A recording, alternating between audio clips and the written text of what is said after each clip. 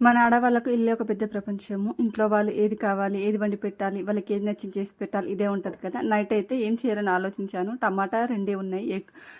కొన్ని 2 ఆలుగడ్డలుండే. ఆ 2 కలిపేసి వండేసాననమాట. ఇంకా పిల్లలైతే హోంవర్క్ చేసుకుంటున్నారు.